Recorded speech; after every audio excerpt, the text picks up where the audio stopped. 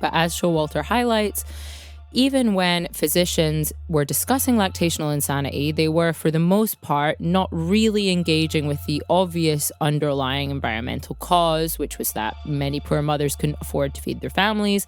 Instead, they were focusing on how this was just one of the many examples of the ways in which the female reproductive cycle was littered with risk points for madness. In fact, new mothers were thought to be particularly at risk of insanity with so-called puerperal mania, not sure if that's the right pronunciation, but there we go, being such a widespread theory that it was commonly accepted as a criminal defense in cases of infanticide. So Showalter writes, such social causes of the disorder as poverty, inadequate obstetrical care, and the stigma of bearing illegitimate children were sometimes cited as contributing factors, but doctors, lawyers, and judges preferred to deal with the depression and violence of puerperal mania as an isolated, individual, and biologically determined phenomenon. Why is this happening? Well, arguably it's because if the authorities at that time had actually taken the environmental causes seriously, they would have had to address everything Showalter listed here. So poverty, social stigma, obstetrical care for women, etc. But by emphasizing mainly the biological angle, they can avoid having to do that and instead locate the source of the mania with the individual failing or disorder of that woman. The point here is that by viewing female distress through this medicalized lens, by characterizing it as a medical pathology, you can position a carceral medical intervention as the solution, i.e. throwing them into an asylum, and avoid having to get into all the nitty-gritty social reasons as to why women's lives were so overwhelmingly fucked up. In this way, far from providing some new kind of care for women, the nascent profession of psychiatry served to bolster the patriarchal status quo. In total, by the mid-19th century, new mothers made up 10% of asylum inmates, and over the course of the 19th century, we see that spending on poor law relief, well, kind of like weekly cash allowance for the poor, declines at the same time as spending on asylums rises. One final stark historical example of how we can see that far from being an impartial, objective, and neutral force for good, the discipline of psychiatry reproduced the patterns of oppressions of its social context is in the case of Dr. Isaac Baker Brown. So Brown was a British gynecologist and obstetrical surgeon who was struck off the register of the Obstetrical Society of London in 1867 and was known for championing clitoridectomies, which is the surgical removal of the clitoris and sometimes parts of the labia, as the cure for all madness in women. Now, it's important to note that Brown was not struck off the register for his belief in the utility of clitoridectomies, which were still accepted as valid treatment for female insanity by many in the medical profession, but rather because Brown was accused of tricking and otherwise not fully informing his patients of what the procedure entailed, potentially ruining their marriage prospects because these women were seen as mutilated. So the concern for Brown's female patients comes again from this very patriarchal place. It's not about, the woman's own personal well-being or bodily integrity. It is about how the procedure may affect her attractiveness to men. In sum, far from questioning the position of women as primarily objects of male desire or recognizing their autonomy as full human beings, the logic behind striking Brown from the register was firmly rooted in the logic of patriarchy.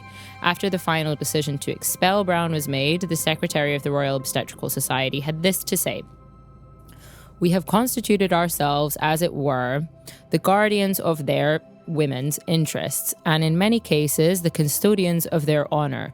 We are in fact the stronger and they the weaker. They are obliged to believe all that we tell them. They are not in a position to dispute anything we say to them.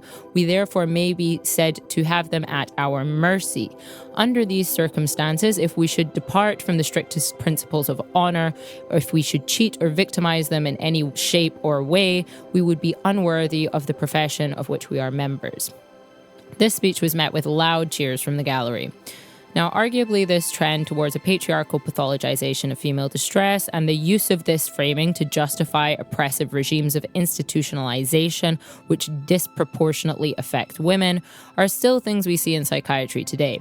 For example, legal scholar Rosanna Langer, in her discussion of the treatment of women diagnosed with borderline personality disorder within the Canadian criminal justice system, has emphasized that women with BPD diagnoses are much more likely to be institutionalized, whether in prisons or psychiatric wards, than the general population. Now, BPD was only recognized as a mental disorder in 1980 when it was officially added to the DSM, or the Diagnostic Statistical Manual of Mental Disorders, which is a kind of manual produced by the American Psychiatric Association. It contains all of the diagnostic criteria for all of the mental disorders that they officially recognize, and is more or less like the textbook for psychiatric diagnoses.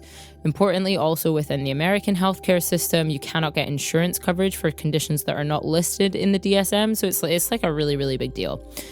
Anyway, BPD was added to the DSM in 1980, interestingly also the same year that PTSD was added, and it remains pretty controversial within the wider health sciences literature for a couple of reasons. Firstly, because the vast majority of people diagnosed with BPD are women. The American Psychiatric Association estimates that women make up 75% of all BPD diagnoses. Secondly, because the majority of people diagnosed with BPD are physical or sexual assault survivors, leading to questions around whether, a PTSD diagnosis would have been more appropriate.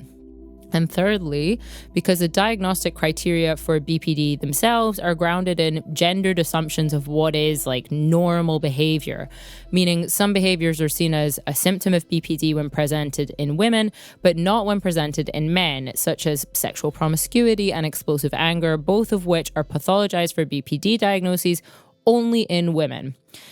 In fact, in blind studies where psychiatrists were given identical case files with only the gender changed, it was found that when the cases were labeled as pertaining to a man, they were much more likely to be diagnosed with PTSD, whereas when the gender was swapped to female, they were much more likely to be diagnosed with BPD.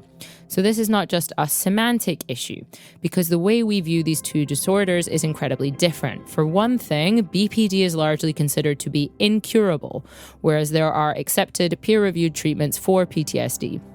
Relatedly, PTSD is just a much less stigmatized mental health condition, in part because it was one of the few conditions that places the cause of mental illness on an external trauma and not on some kind of personal biological failing. BPD, on the other hand, takes a much more Victorian-style approach to biological versus environmental factors. Whilst it is recognized that a lot of people with BPD are survivors of some kind of trauma, this is not the focus of the diagnosis.